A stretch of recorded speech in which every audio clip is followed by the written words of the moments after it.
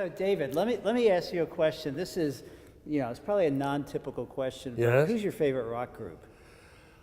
Probably Bruce Springsteen. Really? Yeah. Why? Partly because of where he came from, out of Asbury Park. I had a very impoverished childhood. I was in an orphanage for a while. You from New Jersey? No, I'm from Southern Ontario in Canada. My mother and my stepfather, they worked in a furniture factory, and my mother was an upholsterer, and it was a kind of a working class. I don't know. Somehow the way Bruce came out of that same kind of environment really spoke to me. When you said Ontario, I thought you'd say Neil Young, Joni Mitchell, No. someone like that. No. Not a traditional Canadian response. Well, the Canadian response, if you want the God's honest truth, is that I am a secret Paul Anka fan.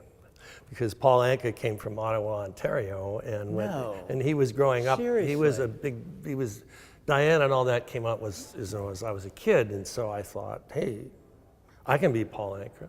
And for a little bit, actually, I pursued music. I thought maybe I would have a career, and I actually went to somebody who knew about music, classical music, and I learned theory, harmony, counterpoint, orchestration. I mean, I was really serious about this. And the perfect combination would have been Dion. Dion. That's actually New Jersey and Canada. Well, it was, I eventually realized I didn't have, what it took. But what I learned from the music was the structure. Yeah? Yeah, writing a structure and and undertone and layers. Yeah. And often when I'm writing a book, I haven't really discussed this with anybody because it sounds crazy, but each of my books has a tone in my head, a B flat or an A or something like that. It's ironic that you say that, because that's sort of how I think. So if you were, do you listen to music when you write? I used to. I was listening. What I found. Some people can't. They want complete. Well, I tried it.